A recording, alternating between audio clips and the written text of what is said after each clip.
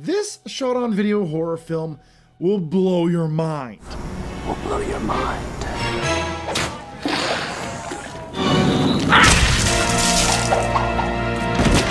Yeah, we're talking about 1993's Ozone, and this is the HellBound Horror Show.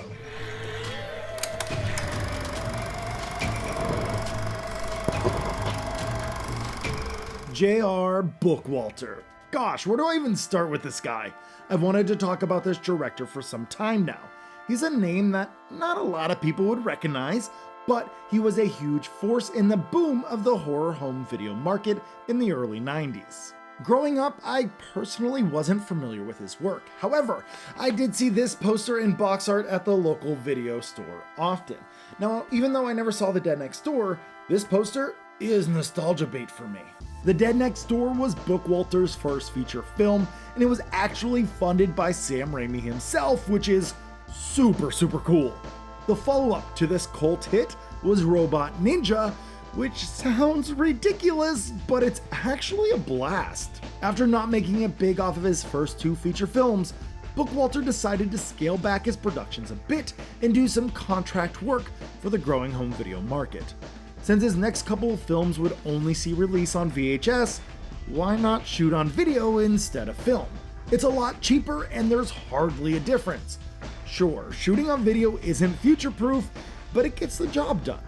He was hired to write, shoot, and edit 6 feature-length films in 7 months. This is a crazy feat, and I can't believe he did it. Each of these 6 films cost under $2,500.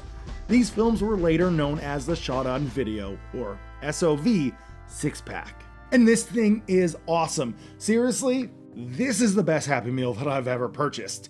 I love this set because it's like watching someone's home videos that are actually really good. And there's some major talent behind here, and you can tell. Some of these films are pretty good, like Kingdom of the Vampire and Zombie Cop, but there's also some major stinkers like Humanoids from Atlantis. Don't watch that one. If you watch these films in order of release, you can visually see the burnout by Bookwalter.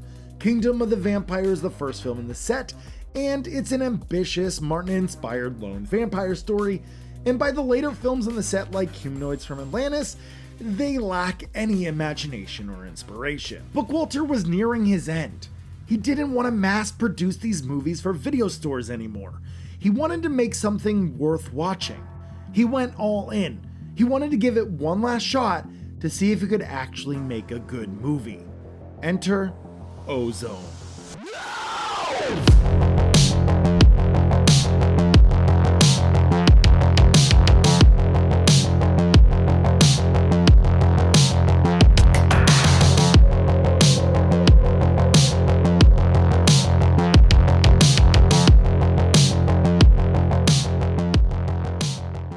At the time, Ozone was Bookwalter's final attempt. He pulled out all the stops. He decided to stick with the video format since he had mastered it over the last year, and it was a lot cheaper to produce with.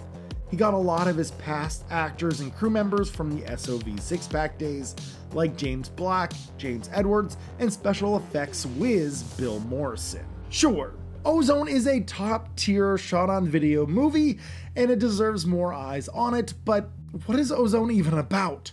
Well, Ozone is a new drug on the black market. Sometimes it kind of blows people's minds, but most of the time the people who take the drug become some sort of mutant zombie creature. While on a stakeout, Detective Eddie Boone and his partner break up a drug deal. Eddie's partner runs off into the drug house while Eddie takes down the drug dealer. But before the drug dealer dies, he injects Eddie with Ozone. We see an awesome sequence with Eddie's partner in the drug house. It is effectively creepy and moody. I love the colors. Also, the music and sound design here rock.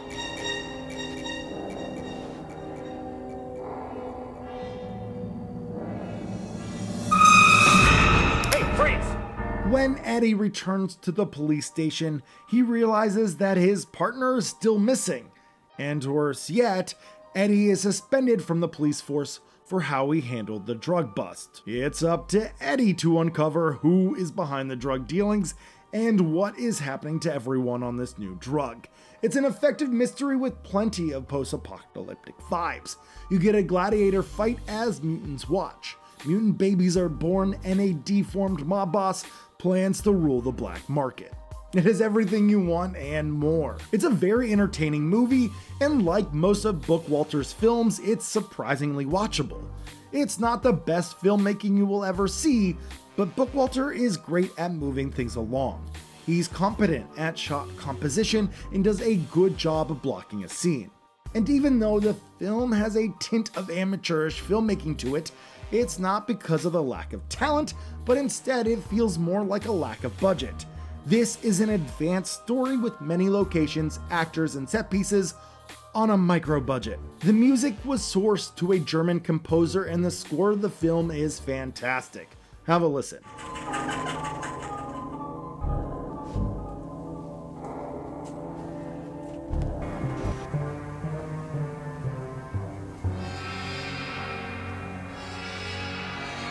Acting is hit or miss. James Black and James Edwards are fantastic in their roles, but there are some lesser characters that really suffer. Again, micro budget, so it's par for the course. Overall, acting is great for this kind of production. Now, if you want to own this movie, the only real place to get it is makeflix.com, which is Bookwalter's own distribution site. He sells all of his movies there, as well as a few extras. Bookwalter knows how to make a great product. Ozone is piled with special features. It was shot on video, but Bookwalter did a great job of cleaning it up the best he could, and the movie looks great. I highly suggest that you check out Ozone and some of Bookwalter's other films. He is a talented director who knows how to stretch a dollar. His movies often punch well above their weight. Sure, his films aren't Hollywood films, but that's why I love them. He never compromises his vision, even if he doesn't have the money to fully realize it. And that's all I have for tonight. So, as always, thank you so much for watching. Stay healthy, stay safe, and take care, everyone.